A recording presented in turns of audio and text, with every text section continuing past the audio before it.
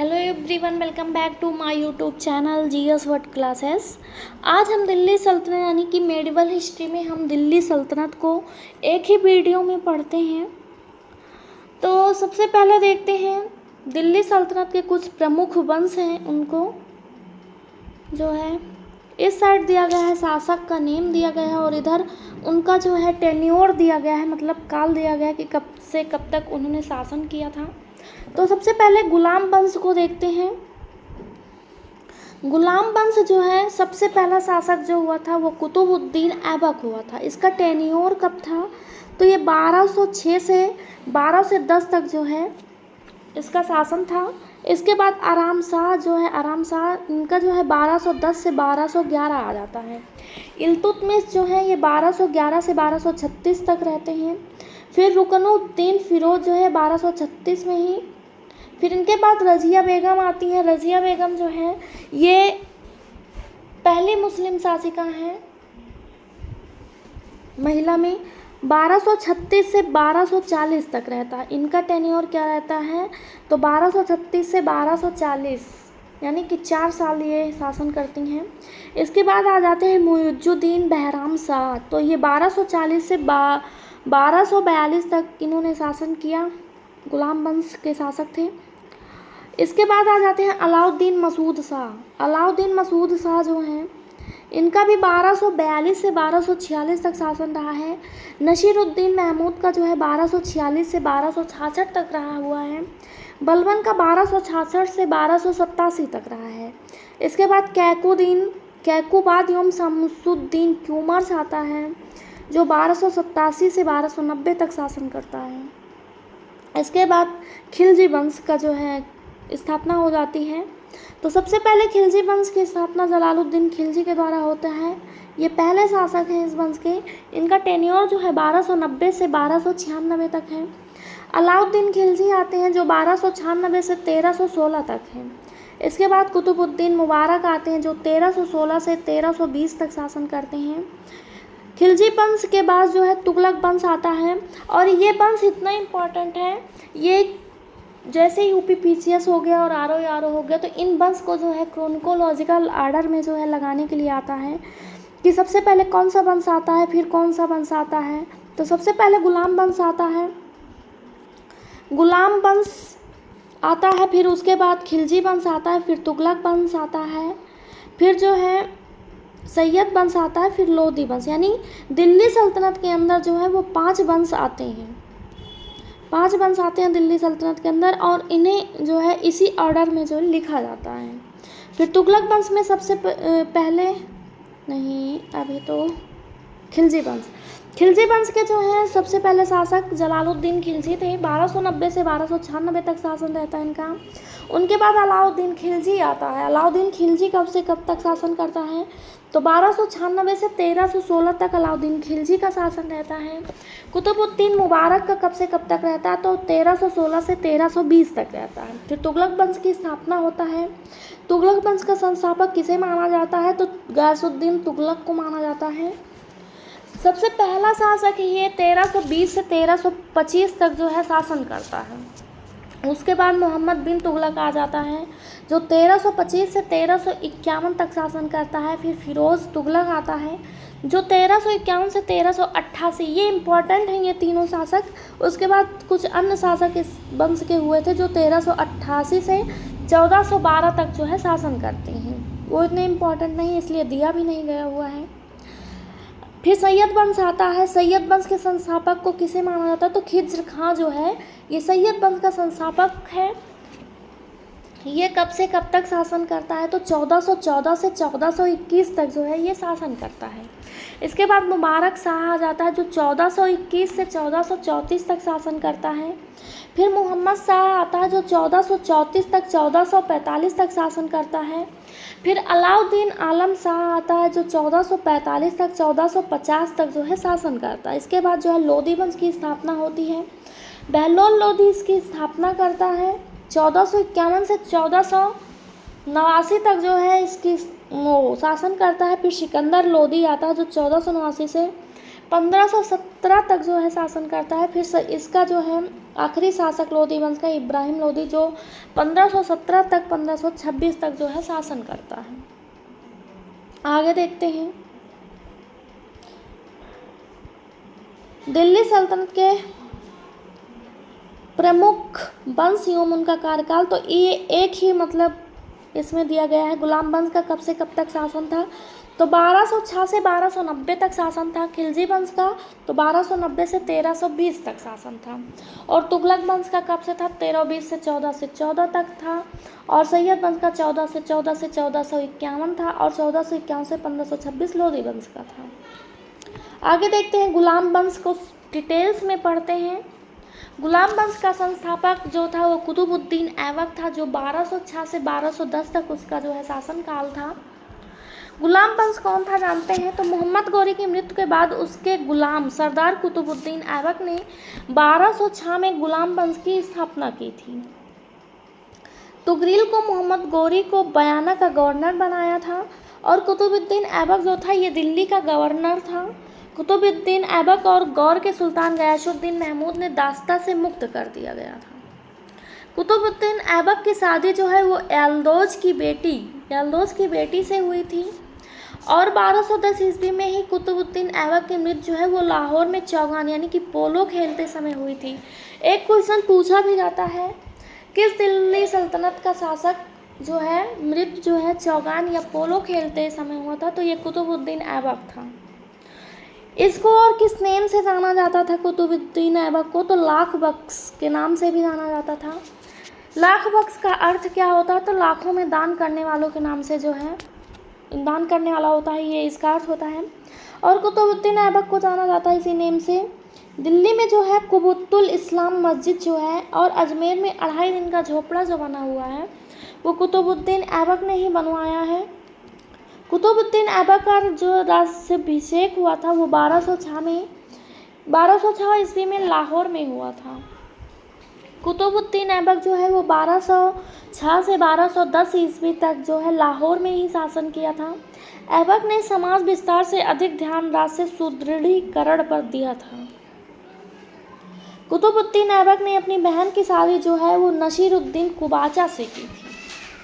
कुतुबुद्दीन ऐबक ने अपनी दूसरी पुत्री की शादी जो है वो इल्तुतमिश से की थी। कुतुबुद्दीन ऐबक को जो है सुल्तान के रूप में 1208 ईस्वी में जो है मान्यता मिली थी। फिर जो है चालीसा यानी 40 दल नेक्स्ट देखते हैं।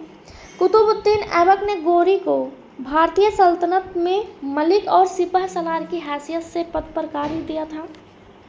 कुतुबुद्दीन ऐबक को जो है हातिम द्वितीय की संज्ञा व दानशीलता एवं उदारता के कारण जो है दी गई थी। हसन निजामी एवं फ़क़ीह मुदब्बिर जो थे को जो है कुतुबुद्दीन ऐबक का संरक्षण प्राप्त था। कुतुब मीनार जो है कुतुबुद्दीन ऐबक ने शेख ख्वाजा कुतुबुद्दीन बख्तियार काकी की जो है याद में बनवाए थे। इम्पॉर्टेंट है। कुतुब मीनार को जो है एक बार फिर से रिपीट करते हैं। कुतुबुद्दीन ऐबक ने जो है कुतुब मीनार को शेख ख्वाजा कुतुबुद्दीन बख्तियार काकी की जो है याद में बनवाया। कुतुबुद्दीन ऐबक का अर्थ जो होता है वो चंद्रमुखी होता है। कुतुबुद्दीन ऐबक का सहायक सेनापति जो था वो बख्तियार खिलजी था, जो नालंदा विश्वविद्यालय में आग लगा दिया था। नालंदा विश्वविद्यालय को बख्तियार खिलजी ने नष्ट कर दिया था। कुतुबुद्दीन ऐबक को लाहौर में दफनाया गया था। सल्तनत काल की राजकीय भाषा क्या थी पूछा जाता है, तो फारसी थी। कुतुबुद्दीन ऐबक का पुत्र जो था वो आराम शाह था। अब कुतुबुद्दीन के बाद उसके पुत्र आराम शाह का जो है शासनकाल प्रारंभ होता है। कब से कब तक रहता है, तो 1210 से 1211 यानी एक ही साल वो रहता है। एक ही साल यानी कि 8 ही महीने। आराम शाह जो होता है वो सिर्फ 8 महीने तक ही सिंहासन पर रहा है। आराम शाह की हत्या जो है इल्तुतमिश ने कर दिया था, जो कुतुबुद्दीन ऐबक का दामाद था ये इल्तुतमिश। उसके बाद गद्दी पर बैठ जाता है इल्तुतमिश। शमसुद्दीन इल्तुतमिश पूरा नेम है इसका। कब से कब तक इसका टेन्योर रहता है, तो 1211 से 1236 ईस्वी तक रहता है। इल्तुतमिश जो है वो 1210 ईस्वी में गद्दी पर बैठता है। इल्तुतमिश दिल्ली सल्तनत का वास्तविक संस्थापक माना जाता है। रियल फाउंडर माना जाता है ये दिल्ली सल्तनत का। क्वेश्चन भी पूछा जाता है ये। इल्तुतमिश जो है वो कुतुबुद्दीन ऐबक का गुलाम था। इल्तुतमिश जो है तुर्किस्तान का इल्बारी तुर्क था। इल्तुतमिश का पूरा नाम जो था वो शम्स उद्दीन इल्तुतमिश था। सुल्तान बनने से पूर्व जो है इल्तुतमिश जो है बदायूं के सूबेदार के पद पर था। चालीसा दल का गठन जो है इल्तुतमिश ने किया था। बहुत इंपॉर्टेंट है, ये हर बार पूछा जाता है कि चालीसा दल का गठन कौन किया था, तो ये इल्तुतमिश ने किया था। चालीसा दल को ही तुर्काने चहलगानी के नाम से भी जाना जाता था।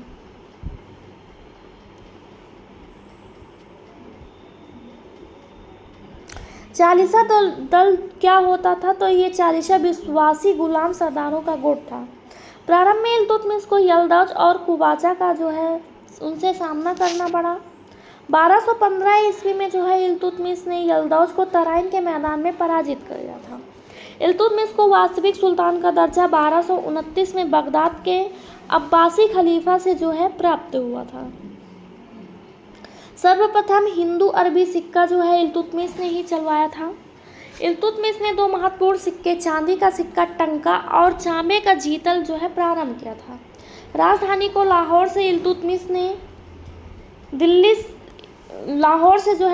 में स्थानांतरित कर दिया था। मुइनुद्दीन चिश्ती के दरगाह का निर्माण जो है इल्तुतमिश ने करवाया था। इल्तुतमिश ने इक्ता प्रथा, वेरी वेरी इंपॉर्टेंट पूछा जाता है, इक्ता प्रथा यानी इक्ता जो है कौन चलाया था, तो इल्तुतमिश ने चलाया था। भारत में पहला मकबरा निर्मित करने का श्रेय इल्तुतमिश को ही जाता है। इल्तुतमिश ने अजमेर की मस्जिद बनवाई थी। और मध्य एशिया के मंगोलों का नेता जो था चंगेज खां था। चंगेज खां ने भारत पर जो है 1221 ईस्वी में ही इल्तुतमिश के समय आक्रमण किया था। मंगोलों के प्रथम आक्रमण से जो है भारत को इल्तुतमिश ने बचाया था। इल्तुतमिश की मृत्यु जो है 1236 ईस्वी में हुई थी। इल्तुतमिश ने अपने पुत्री रजिया को अपना उत्तराधिकारी घोषित कर दिया था। इल्तुतमिश ने सुल्तान के पद को वंशानुगत बनाया था।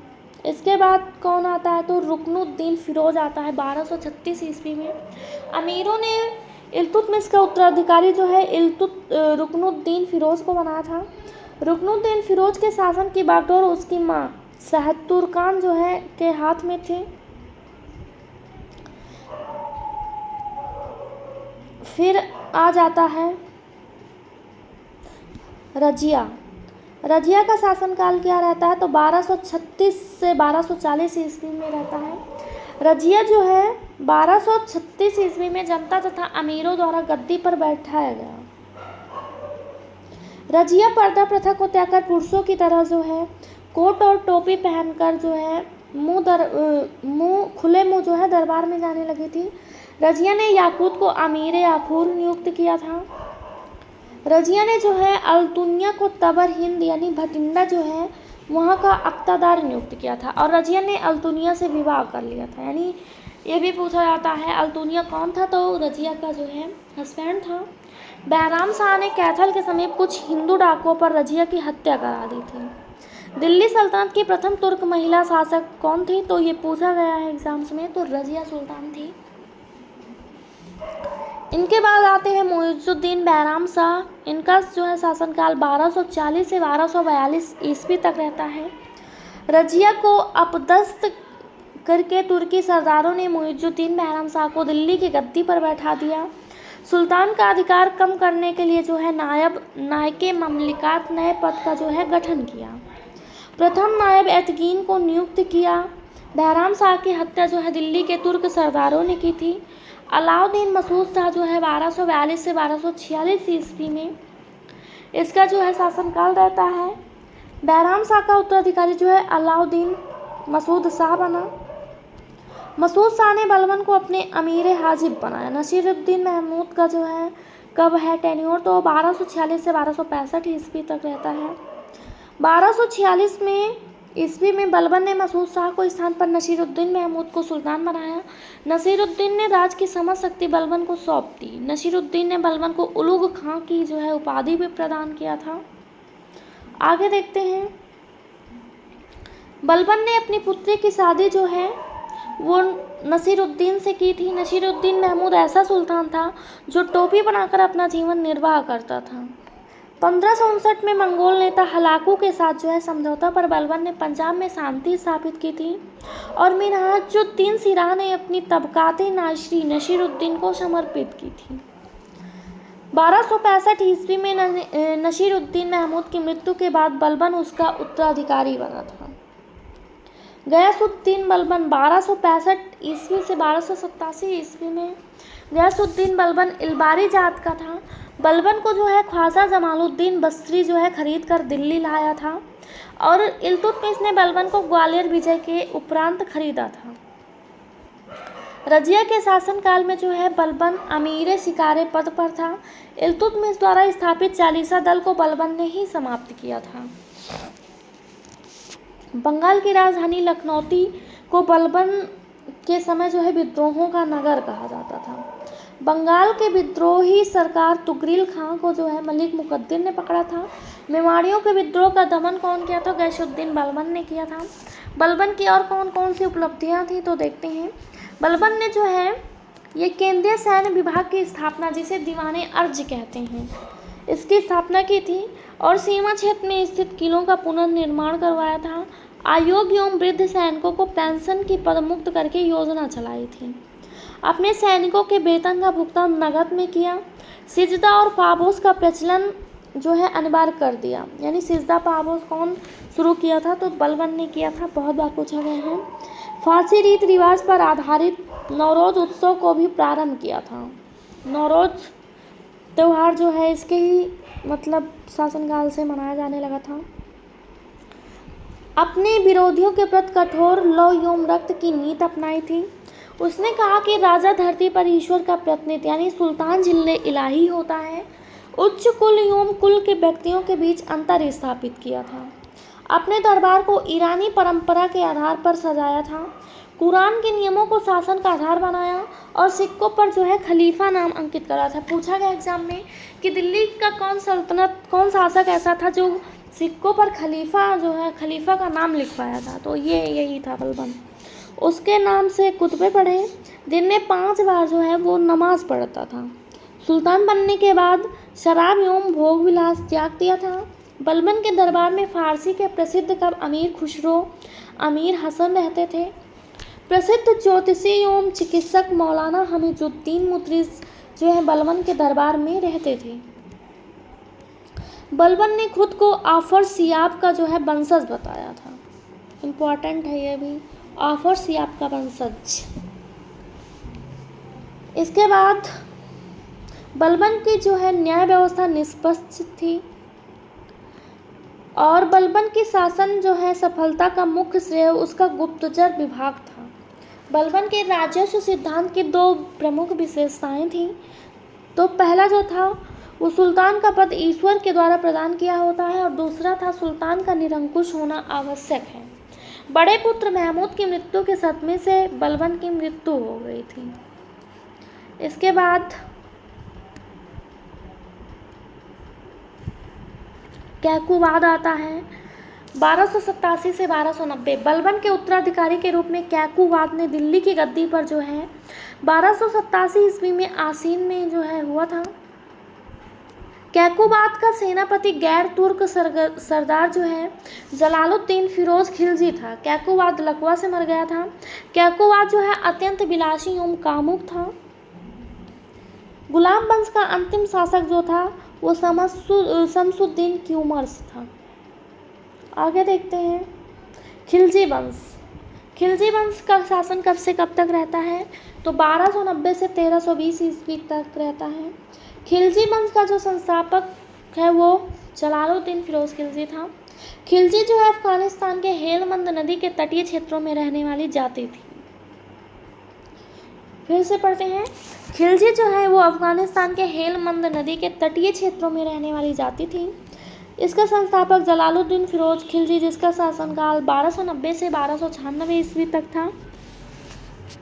जलालुद्दीन फिरोज खिलजी ने क्यूमर्स की हत्या कर दी और खिलजी वंश की नींव रख दी थी। खिलजी वंश की स्थापना जो है खिलजी क्रांति नाम से जाना जाता है। जलालुद्दीन फिरोज खिलजी का नाम जो था वो मलिक फिरोज था। खिलजी सर्वहारा वर्ग के थे। खिलजी शासकों ने प्रशासन में धर्म और उलेमा के महत्व को अस्वीकार कर दिया था। जलालुद्दीन खिलजी ने अपनी राजधानी किलोकरी दिल्ली के पास को बनाई थी। जलालुद्दीन ने अपने राज्याभिषेक को 1 वर्ष बाद जो है दिल्ली में प्रवेश किया था। जलालुद्दीन ने अपने पुत्रों को खाना अरकलियोम कद्र खां की उपाधि प्रदान की थी। जलालुद्दीन खिलजी ने 1290 ईस्वी में कड़िक मानिकपुर के सूबेदार मलिक छज्जू के जो है विद्रोह में दबाया था। जलालुद्दीन खिलजी की हत्या उसके भतीजे और दामाद 1296 में अलाउद्दीन खिलजी ने की थी। अलाउद्दीन खिलजी 1296 से 1316 ईस्वी में किया था। अलाउद्दीन खिलजी के बचपन का क्या नाम था? तो अली गुरसौब था, ये पूछा जाता है। अलाउद्दीन खिलजी ने अपना राज्याभिषेक दिल्ली में स्थित बलबन के लाल महल में करवाया था। प्रारंभिक सफलता के बाद जो है अलाउद्दीन ने सिकंदर शाही की उपाधि ग्रहण की थी। सिकंदर शाही इम्पॉर्टेंट है ये। अलाउद्दीन ने विश्व विजय एवं एक नवीन धर्म स्थापित करने का विचार दिल्ली के कोतवाल अलाउल मुल्क के कहने पर त्याग दिया था। आगे देखते हैं। सिक्कों पर तारीख लिखने की प्रथा। सिक्कों पर तारीख लिखने की प्रथा जो है अलाउद्दीन खिलजी ने शुरू किया था। और जो है अलाउद्दीन खिलजी ने मद्य निषेध, जुआ खेलने एवं भांग खाने पर प्रतिबंध लगा दिया था। गुजरात के बघेल राजा कर्णदेव को पराजित कर अलाउद्दीन ने उसकी पत्नी जो है कमला देवी से शादी की थी। अलाउद्दीन का पहला अभियान जो है गुजरात पर 1298 में बघेल शासक राय कर्णदेव पर हुआ था। अलाउद्दीन मेवाड़ को जीतने के बाद जो है अलाउद्दीन ने इसका नाम अपने पुत्र खिज्र खां के नाम पर खिजराबाद रख दिया था। अलाउद्दीन ने अपने शासनकाल में मंगोल आक्रमण का शासन करना पड़ा था उसे। अलाउद्दीन खिलजी ने सीरी में अपनी राजधानी बनाई थी। किरान उस सादेन की रचना जो है अमीर खुसरो की थी। आर्थिक मामलों से संबंधित विभाग बना था जिसे दीवाने रियासत कहा जाता था। अलाउद्दीन खिलजी ने इसकी स्थापना की थी। न्याय का उच्चतम न्यायाधीश जो होता था वो सुल्तान होता था। पुलिस विभाग का जो है प्रमुख कोतवाल होता था। और सर्वप्रथम डाक व्यवस्था की शुरुआत जो है सल्तनत काल में ही अलाउद्दीन खिलजी ने किया था। स्थानीय सेना, दाग एवं महाली सैनिकों को नगद वेतन देने की प्रथा की शुरुआत सर्वप्रथम अलाउद्दीन खिलजी ने ही किया था। बाजार नियंत्रण की पद्धति भी सर्वप्रथम अलाउद्दीन खिलजी ने शुरू किया था। अलाउद्दीन खिलजी प्रथम सुल्तान था जिसने भूमि की माप करवाई थी। वह पैदावार का 50% जो है खराज वसूलता था।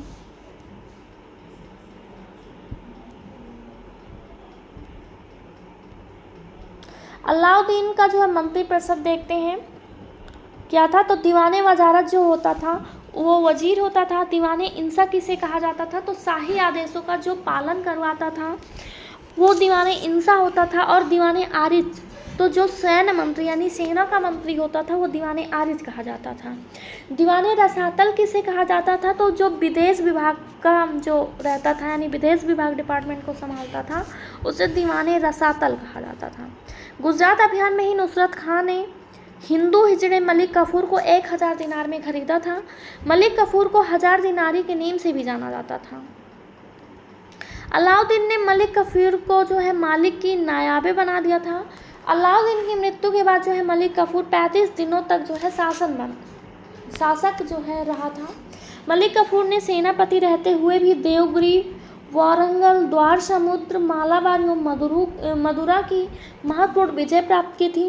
प्रतापरुद्र देव जो वारंगल के शासक थे, संसार के प्रसिद्ध कोहिनूर हीरा जो था वो उसने दिया था। अलाउद्दीन के समय ही मेवाड़ का शासक जो है राणा रतन सिंह था। अब देखते हैं अलाउद्दीन खिलजी द्वारा जो है बाजार नियंत्रण के लिए कुछ अधिकारियों की नियुक्ति हुई थी। कौन कौन से थे? तो क्या कहा जाता था? तो सहने मंडी कहा जाता था। जो बाजार के अधीक्षक होते थे उन्हें सहने मंडी कहा जाता था। और दीवाने रियासत किसे कहा जाता था? तो जिनका बाजार पर नियंत्रण रखते थे जो उन्हें दीवाने रियासत कहते थे। सराय अदल किसे कहते थे? तो न्याय के लिए जो है सराय अदल कहा जाता था। बरीदे मंडी किसे कहा जाता था? तो जो बाजार का निरीक्षक करते थे। मुनैन किसे? तो जो गुप्तचर होते थे उन्हें मुनैन कहा जाता था। अलाउद्दीन ने जो है अमीर खुसरो तथा अमीर हसन दहलवी को संरक्षण प्रदान किया था। मलिक काफूर ने जो है अलाउद्दीन को मरणोपरांत उसके नवजात पुत्र शिहाबुद्दीन को गद्दी पर बैठाकर उसका संरक्षक बन गया था।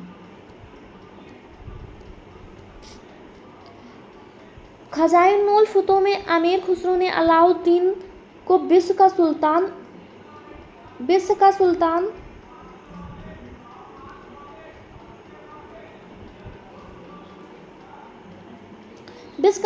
पृथ्वी के शासकों का सुल्तान, युग का विजेता, जनता का चरवाहा जैसी उपाधियां दी थी।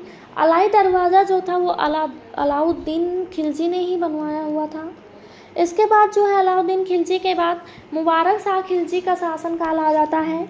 ये 1316 से 1320 ईस्वी तक जो है शासन किए थे। मुबारक खिलजी ने खलीफा के आदेश को नहीं माना। मुबारक शाह खिलजी ने स्वयं को ही खलीफा घोषित किया था।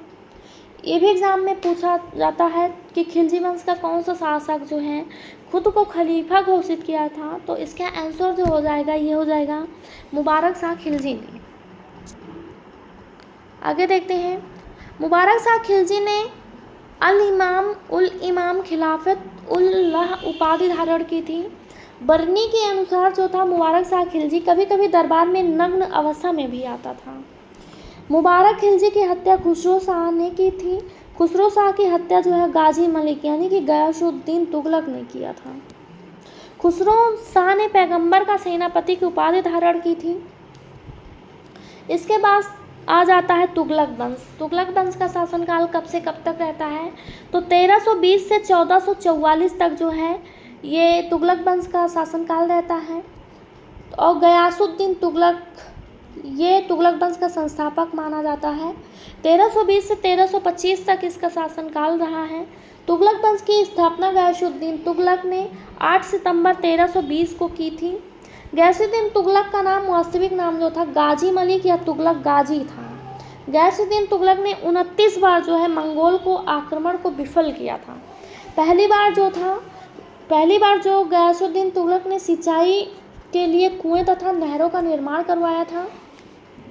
गयासुद्दीन तुगलक की सेना में गिज, तुर्क, मंगोल, राजपूत, ताजिक, रूमी, खुरासानी तथा मेवाती वर्ग के लोग थे।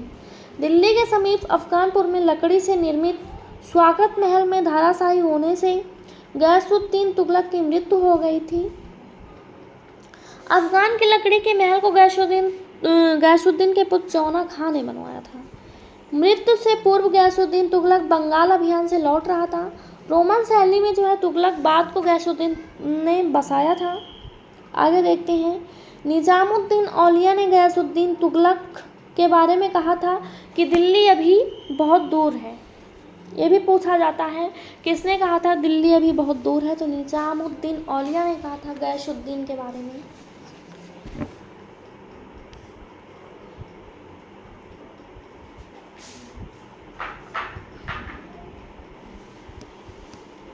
इसके बाद मोहम्मद बिन तुगलक आ जाता है।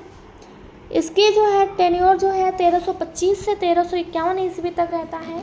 मोहम्मद बिन तुगलक जो है 1325 ईस्वी में जो है दिल्ली की गद्दी पर बैठा था। मोहम्मद बिन तुगलक का वास्तविक नाम जो था वो जौना खां था। आगे देखते हैं,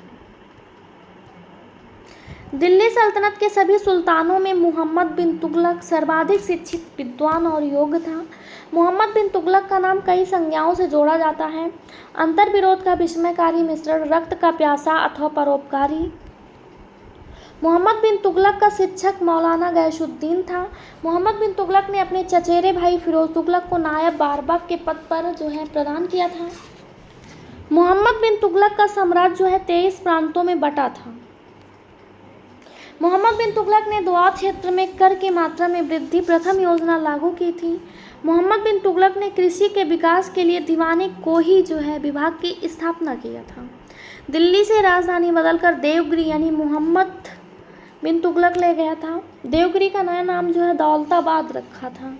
देवगिरी को ही कुबत्तुल इस्लाम भी कहा गया है। मोहम्मद बिन तुगलक ने पुनः दौलताबाद से राजधानी बदलकर दिल्ली 1335 में कर दिया था। अपनी तृतीय योजना के अंतर्गत मोहम्मद बिन तुगलक सांकेतिक मुद्रा का जो है प्रचलन करवाया था। पूछा जाता है सांकेतिक मुद्रा का प्रचलन किसने करवाया था, तो मोहम्मद बिन तुगलक ने करवाया था। और 1333 में इब्न बतूता जो है मोहम्मद बिन तुगलक के शासनकाल में भारत आया था। इब्न बतूता ने किताब उल रेहला यानी रेहला लिखी थी। इसमें अपनी यात्रा का जो है विवरण किया हुआ है। बर्नी के अनुसार जो है मोहम्मद तुगलक की जो है 5 मुख्य योजनाएं का विशेष रूप से उल्लेख करता है। सबसे पहले जो है इसका दोआब मुद्रा जारी करना, और सेकेंड देवगिरी को राजधानी बनाना, और थर्ड जो है सांकेतिक मुद्रा जो है जारी करना, और चौथा जो है ये खुरासान पर जो है आक्रमण और कराची की ओर अभियान करना। दिल्ली के सुल्तानों में मोहम्मद बिन तुगलक जो है प्रथम सुल्तान था जो हिंदुओं के त्योहारों को मुख्यतः होली में भाग लेता था। थट्टा के निकट जो है 20 मार्च 1351 ईस्वी में मोहम्मद बिन तुगलक की जो है मृत्यु हो गई।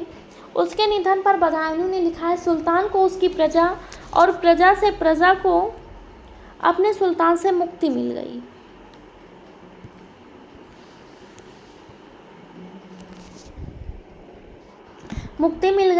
मोहम्मद बिन तुगलक ने इब्न बतूता को दिल्ली के काजी पद पर नियुक्त किया था। मोहम्मद बिन तुगलक को काल में ही दक्षिण 1336 ईस्वी में हरिहर एवं बुक्का ने विजयनगर साम्राज्य की नींव डाली थी। राजमुद्रा के अभिलेखों में जौना खां उलूग खां जो है दुनिया का खान कहा जाता था। इसके बाद फिरोज शाह तुगलक आ जाता है। 1351 से 1388 ईस्वी जो है इसका शासनकाल रहता है। फिरोज शाह तुगलक जो है मोहम्मद बिन तुगलक का उत्तराधिकारी था जो 1351 ईस्वी में दिल्ली की गद्दी पर बैठा था। फिरोज शाह तुगलक गयासुद्दीन तुगलक के छोटे भाई रज्जब का पुत्र था। फिरोज शाह तुगलक का राज्याभिषेक सर्वप्रथम थट्टा में तत्पश्चात दिल्ली में हुआ था। उड़ीसा में पुरी के जगन्नाथ मंदिर को फिरोज शाह तुगलक ने 1360 ईस्वी में ध्वस्त किया था। नगरकोट के प्रसिद्ध ज्वालामुखी मंदिर को फिरोज शाह तुगलक ने 1361 ईस्वी में ध्वस्त कर दिया था। फिरोज शाह तुगलक ने 24 कष्टदायक करों को समाप्त कर दिया था। फरिश्ता के अनुसार फिरोज शाह तुगलक फारसी, अरबी, तुर्की, तेलुगु, कन्नड़ और मराठी भाषा का ज्ञाता था। आगे देखते हैं। फिरोज शाह तुगलक जो है सिर्फ 4 प्रकार के खराज, खुम्स, जजिया एवं जकात कर लेता था। उलेमाओं के आदेश पर फिरोज शाह तुगलक ने सिंचाई कर उपज का 10वां भाग होता था जो नमक कर लगाया था। फिरोज शाह तुगलक ने सिंचाई की सुविधा के लिए 5 लंबी नहर बनवाई थी। फिरोज शाह तुगलक ने लगभग 1200 बाग लगवाए थे। सुल्तान फिरोज ने लगभग 300 नए नगरों की स्थापना की थी। फिरोजाबाद, हिसार, फतेहाबाद, जौनपुर तथा फिरोजपुर नामक नगर को फिरोज शाह तुगलक ने ही बसाया था। फिरोज शाह तुगलक के सबसे ज़्यादा फिरोजाबाद नगर पसंद था। मेरठ और टोपरा से अशोक के स्तंभों को लाकर दिल्ली में फिरोज शाह तुगलक ने स्थापित कर दिया था। फिरोज शाह तुगलक के कुछ अन्य कार्य हैं, उनको देखते हैं। इसने जो है दारुल शरण नामक एक खैराती अस्पताल की स्थापना की थी। इसने रोजगार दफ्तर खुलवाया था। अनाथ स्त्रियों और विधवाओं एवं लड़कियों की सहायता के लिए दीवाने खैरात नामक विभाग का स्थापना भी किया था। दासों की देखभाल हेतु फिरोज शाह ने दीवाने बंदगान की स्थापना की थी। सैनिकों को वेतन जागीर के रूप में दिया और सैन्य पदों की वंशानुगत जो है बना दिया था। हिंदुओं को जिम्मी कहा तथा ब्राह्मणों पर जजिया कर लागू करने वाला पहला मुसलमान शासक था ये। फिरोज ने अपनी आत्मकथा फुतुहात फिरोज शाही में लिखा है कि ज्वालामुखी मंदिर से लूटे गए ग्रंथ का फारसी में दलायते फिरोज शाही नाम से अनुवाद कराया था। इसकी आत्मकथा क्या था कि तो फुतुहात फिरोज शाही जो है इसने लिखा था। आगे देखते हैं। इसने जो है तांबा एवं चांदी के मिश्रण से निर्मित सिक्के जारी करवाए थे जिसे अद्धा एवं बिख कहा जाता था। फिरोज शाह तुगलक ने ससगानी यानी 6 जीतल का नामक एक सिक्का चलवाया था। फिरोज शाह तुगलक की मृत्यु जो है 1388 ईस्वी में हुई। फिरोज शाह तुगलक को मध्यकालीन भारत का कल्याणकारी एवं निरंकुश शासक जो है कहा जाता था। हेनरी एलियट तथा एलिफ फिंस्टस ने फिरोज शाह तुगलक को सल्तनत का युग का अकबर कहा है। ये इम्पॉर्टेंट है, एग्जाम में पूछा गया है। ऑस्पिशियस के सल्तनत युग का अकबर किसे कहा गया? तो हेनरी एलियट एल्फिंस्टन ने फिरोज शाह तुगलक को कहा है। तैमूर ने दिल्ली पर 1398 ईस्वी में नसीरुद्दीन महमूद के समय जो है आक्रमण किया था। तुगलक वंश का अंतिम शासक नसीरुद्दीन महमूद 1412 ईस्वी में था। मलिक सरोवर नामक हिजड़े ने जौनपुर नामक स्वतंत्र राज्य की स्थापना की थी। इसके बाद आ जाता है सैयद वंश। सैयद वंश का क्या टेन्योर रहता है? तो 1414 ईस्वी से 1451 ईस्वी तक रहता है। सैयद वंश की स्थापना जो है खिज्र खां 1414 ईस्वी में किया था। खिज्र खां जो है 1414-1421 ईस्वी तक शासन किया था। खिज्र खां ने सुल्तान की उपाधि न धारण कर रहते आला की उपाधि धारण की थी। खिज्र खां को अपने को तैमूर के लड़के शाहरुख का प्रतिनिधित्व बताता था। खिज्र खां जो था ये तैमूर लंग का सेनापति था। खिज्र खां का उत्तराधिकारी जो हुआ था वो मुबारक शाह हुआ था। मुबारक शाह ने 1414-1433 तक जो है शासन किया था। मुबारक शाह ने शाह की उपाधि धारण कर अपने नाम के जो है सिक्के जारी किए थे। इसके बाद जो है मुबारकबाद नगर की स्थापना मुबारक शाह ने किया था। याह्या बिन अहमद सरहिंदी को मुबारक शाह का राज्याश्रय प्राप्त था। तारीख़े मुबारक शाही याह्या बिन अहमद सरहिंदी ने लिखी थी। मुबारक शाह का जो उत्तराधिकारी मोहम्मद शाह था, मोहम्मद शाह का वास्तविक नाम क्या था? तो मोहम्मद बिन फरीद खां था। मोहम्मद शाह ने बहलोल को खाने खाना की उपाधि दी और अपना पुत्र कहकर पुकारा। सैयद वंश का अंतिम शासक जो था वो अलाउद्दीन आलम शाह था, जो 1443 से 1451 तक था। इसके बाद आ जाता है लोधी वंश। लोधी वंश का टेन्योर 1451 से 1526 तक रहता है। बहलोल लोधी जो है 1451 में 1489 ईस्वी तक रहता है। दिल्ली में प्रथम अफगान राज्य का संस्थापक कौन था? तो बहलोल लोधी था। बहलोल लोधी अफगानिस्तान के गिजलई कबीले की एक शाखा साहू खेल में पैदा हुआ था। 1451 ईस्वी में बहलोल को जो है गाजी की उपाधि और दिल्ली की गद्दी पर बैठा था। जौनपुर को एक बार फिर दिल्ली में बहलोल लोधी ने शामिल किया। बहलोल लोधी अपने सरदारों को मकसद ए अली कहकर जो है पुकारता था। बहलोल लोधी द्वारा बहलोली सिक्के जो है चलाए गए थे। बहलोल लोधी का पुत्र जो था वो सिकंदर शाह लोधी था। सिकंदर लोधी जो है 1489 ईस्वी से 1517 ईस्वी तक जो है इसका शासनकाल रहता है। सिकंदर लोधी का वास्तविक नाम क्या था? तो निजाम खां था। जौनपुर के हुसैन शाह सरकी को पराजित कर सिकंदर लोधी ने बिहार तथा तिरहुत को दिल्ली में जो है मिला लिया था। 1504 में सिकंदर लोधी ने आगरा की नींव डाली तथा बाद में अपनी राजधानी बनाया था। सिकंदर लोधी ने भूमि मापने के लिए गजी सिकंदरी पैमाना जारी किया था। सिकंदर लोधी ने नगरकोट के ज्वालामुखी मंदिर की मूर्ति को तोड़कर उसके टुकड़ों को कसाईयों को मांस तौलने के लिए दे दिया था। सिकंदर लोधी ने मुसलमानों को ताजिया निकालने, स्त्रियों के पीरों एवं संतों की मजार पर जाने पर प्रतिबंध लगा दिया था। 1506 ईस्वी में सिकंदर लोधी ने कुतुब मीनार की मरम्मत करवाई थी। अब कुतुब मीनार की ऊंचाई जो है 234 फीट है। सिकंदर लोधी ने संस्कृत के आयुर्वेद ग्रंथ का फरंगे सिकंदरी नाम से अनुवाद कराया था। सिकंदर लोधी ने कहा, यदि मैं अपने एक गुलाम को भी पालकी में बैठा दूं तो मेरे आदेश पर मेरे सभी सरदार उसे अपने कंधों पर बैठा ले जाएंगे। गुलरुखी जो है शीर्षक से फारसी में कविताएं सिकंदर लोधी ने लिखा था। आगे देखते हैं। सिकंदर लोधी व्यक्तित्व को सुंदर बनाए रखने के कारण सिकंदर लोधी दाढ़ी नहीं रखता था। इब्राहिम लोधी जो है 1517 ईस्वी 1526 ईस्वी तक था। सिकंदर लोधी का उत्तराधिकारी जो था वो इब्राहिम लोधी था। 1517 से 1526 ईस्वी तक शासक हुआ था। ये लोधी वंश का अंतिम शासक था। बाबर को भारत पर आक्रमण करने का निमंत्रण जो है पंजाब के शासक दौलत खान लोधी एवं इब्राहिम लोधी के चाचा आलम खान ने दिया था।